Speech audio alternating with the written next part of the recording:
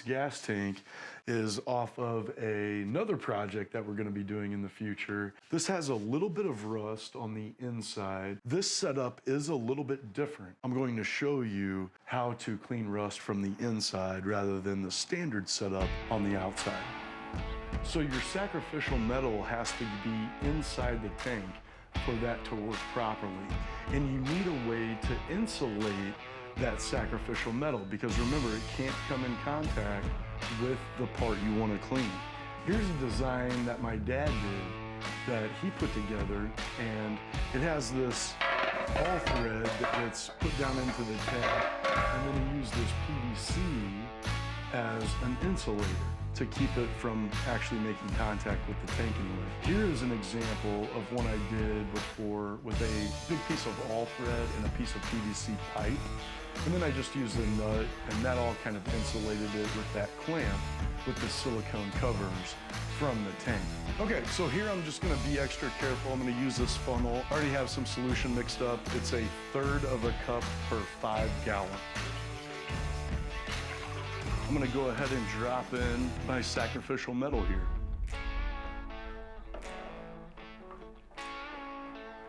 Now, with this type of setup, you're not going to be able to see the bubbles, but listen very carefully and you will be able to hear the bubbles happening inside the tank. All right, negative lead on the piece you want to clean can be anywhere.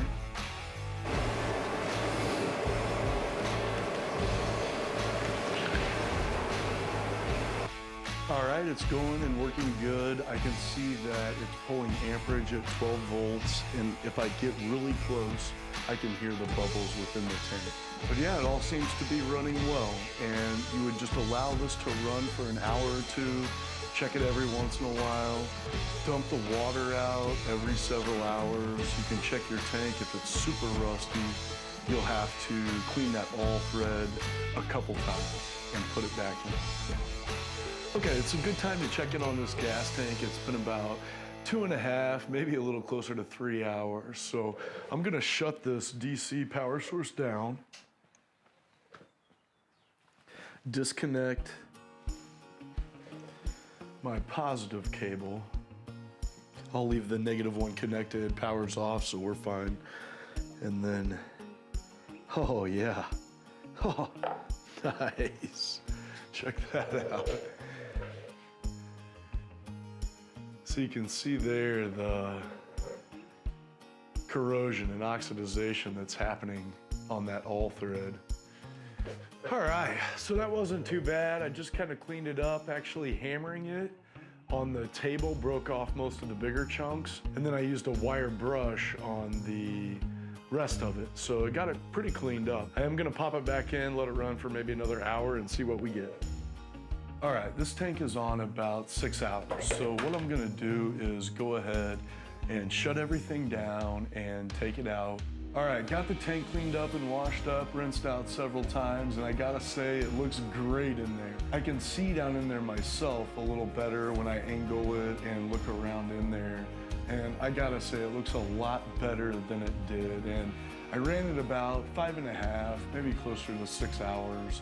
I cleaned that rod 4 different times. What I'm gonna do is set this tank up in this tote, if I can finish those pans, and actually run the outside. I got another tote going here with the tank going in it. Negative goes to the part you want clean. Subtraction, you want to remove the rust. And the positive goes to the sacrificial metal. And you can see here I've got a piece of sheet metal that I have found in the basement and a few pieces of tubing all connected together around the outside.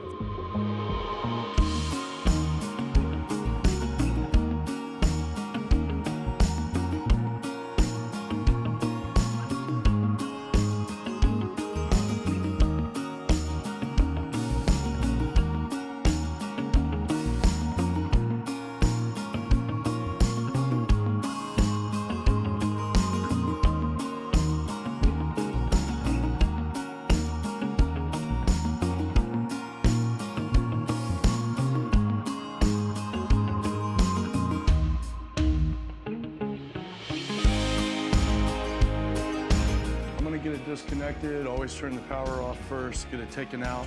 and we'll go from there.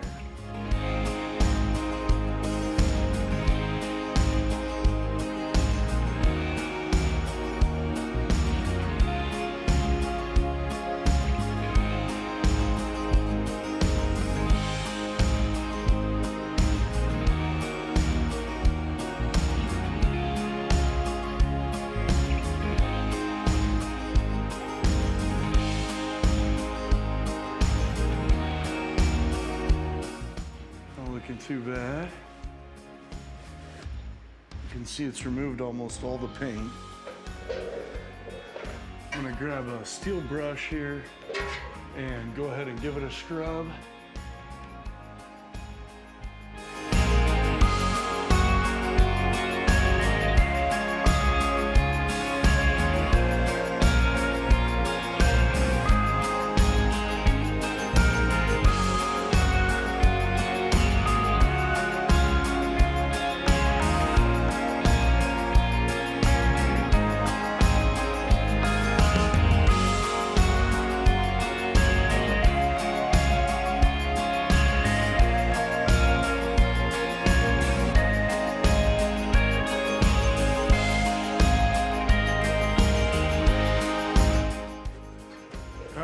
Check it out. Man, look at that. You take a little sandpaper to that, take off a little few of these small pieces of paint that are stuck a little bit. I could scrub on it a little more, but almost completely ready with a little sanding, almost ready for paint. So electrolysis, it's a really great method to clean. And even look at the threads, those were rusted up. All looking a lot better. So what I will do at this point is I'm gonna dry this up really good, and then I am gonna wipe it down with a little WD-40. It's not gonna hurt anything. A little bit of acetone later will take it right off. And that'll just make sure it keeps from flash rusting.